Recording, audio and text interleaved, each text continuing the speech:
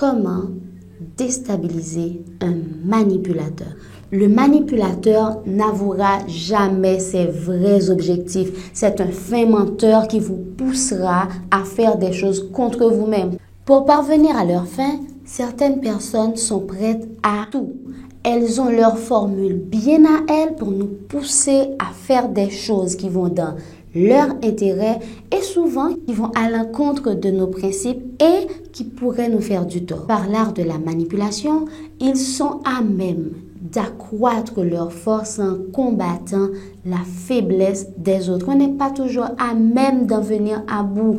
Donc pour cela, il faut savoir comment déstabiliser un manipulateur ou une manipulatrice. Donc, quand je dis manipulateur, je parle d'homme ou de femme. OK? Que ce soit bien clair, tout le monde peut manipuler tout le monde. Il faut savoir que tout est relatif d'un manipulateur à un autre. Cependant, ils ont tous un point commun. C'est l'art de la dissimulation. Toutes leurs actions convergent vers un point unique, tirer profit. Et parfois, ça les arrangerait même si en tirant profit, ils pourraient faire du tort à leur interlocuteur ou tout simplement à leur victime. Et souvent même, leur ambition va jusqu'à causer du tort aux autres.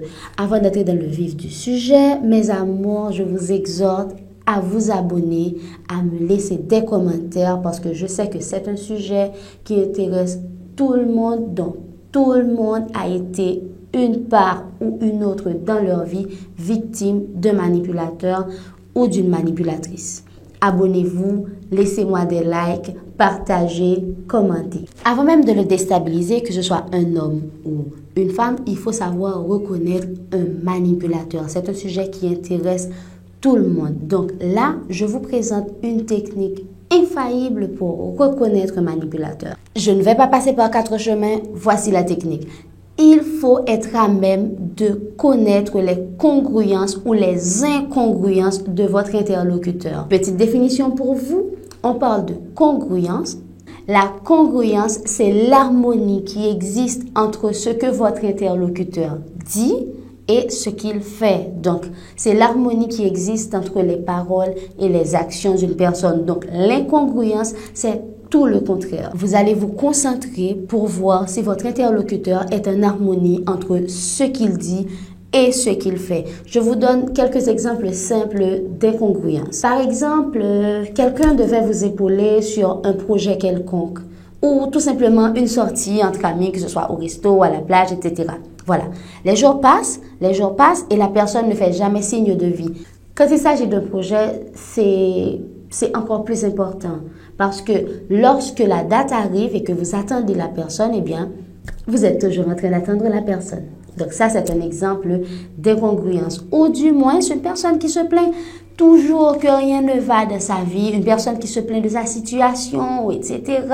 Mais vous voyez que la personne ne fait absolument rien pour sortir de cette situation. Donc ça, c'est un exemple d'incongruence. De plus, les incongruences sont observables par le non-verbal, la voix, la position du corps, les gestes, etc. Par exemple, une personne qui vous pointe du doigt, un doigt accusateur avec un sourire, franchement, c'est un signe évident d'incongruence. Ou une personne qui vous dit que tout va bien dans sa vie avec un regard triste, sans sourire, alors c'est un grand signe d'incongruence. Vous l'avez compris, vous devez travailler votre sens de l'observation et du questionnement pour découvrir un manipulateur. Attention, nous avons tous vécu des moments d'incongruence dans notre vie.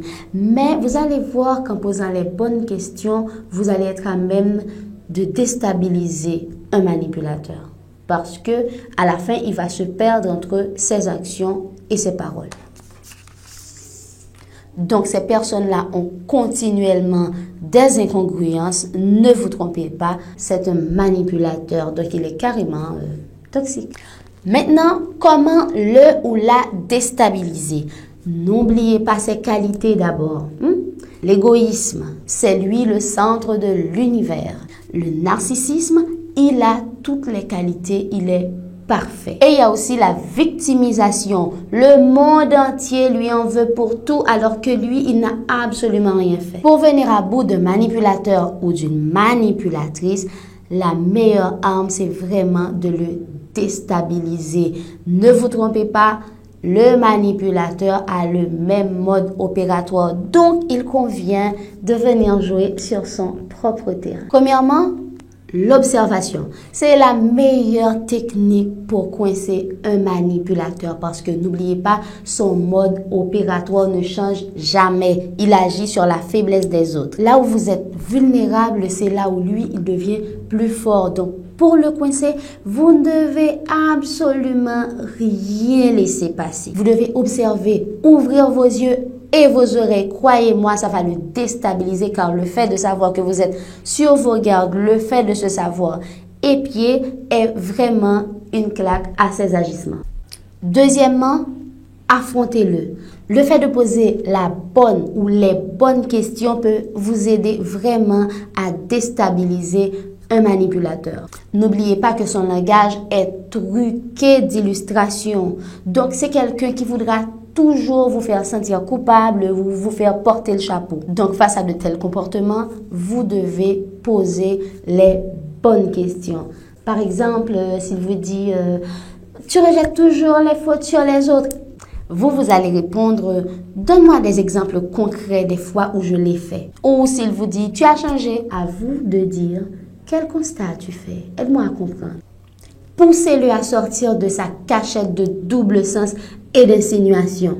Troisièmement, contrôlez vos émotions. Face à un manipulateur avéré, il convient de garder son calme. N'oubliez pas que son but est de vous déstabiliser en jouant sur vos cordes émotionnelles. Ne paniquez surtout pas. Si vous avez des éléments assez concrets, gardez votre calme. Laissez le temps passer. Laissez le temps passer. N'agissez avec aucune émotion au risque de vous faire du tort. 4. Sachez dire non.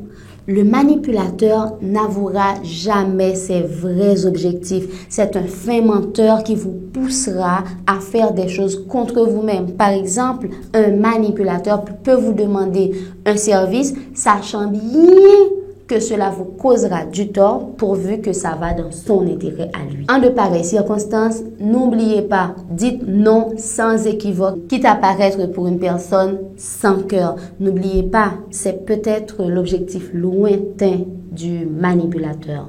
L'objectif est de toute façon de vous faire sentir coupable. Cinquièmement, prenez-le au pas. Affrontez-le sans passer par 4 chemins. Mais il faut avoir des arguments solides parce qu'il pourrait les utiliser contre vous. Vous lui faites carrément savoir qu'il est un manipulateur avéré. Et s'il insiste dans son jeu de manipulation, eh bien, dénoncez-le carrément. En fait, on est tous manipulateurs. La vérité, c'est que nous y avons tous recours à un moment ou à un autre de notre vie. Il y a un manipulateur qui sommeille en chacun de nous. Mais ces personnes dont je parle, ce sont des personnes qui vivent de ça, qui tirent profit de ça et qui prennent plaisir à faire du tort aux autres. Ils prennent plaisir à vous faire sentir coupable. Ils prennent plaisir à tirer profit de vos faiblesses, de votre sensibilité, de votre altruisme. Ces personnes-là sont carrément toxiques. L'arme fatale, l'arme qui vous permettra de faire échec et mat sur une telle personne, un manipulateur ou une manipulatrice, eh bien, ça consiste à lui rappeler qu'un manipulateur sommeille en chacun d'entre nous et qu'à tout moment, vous pouvez réveiller le vôtre. Alors mes amours, j'espère que mes conseils vous ont été vraiment précieux et si vous avez d'autres techniques pour reconnaître ou pour déstabiliser un manipulateur, n'hésitez pas à me le faire savoir, à partager avec moi dans les commentaires. N'oubliez pas de liker, de proposer les sujets qui vous intéressent, de vous abonner à la page pour ne rater aucune des prochaines publications. Ce sont des sujets d'intérêt général pour vraiment tout savoir. D'ailleurs, c'est le nom de ma chaîne. Donc, si vous voulez me supporter, abonnez-vous, likez, partagez, incitez vos amis à venir s'abonner et surtout, prenez soin de vous. Vos commentaires sont vraiment, vraiment, vraiment importants. Je vous laisse. À très bientôt. Tiens, Béret, pas molli.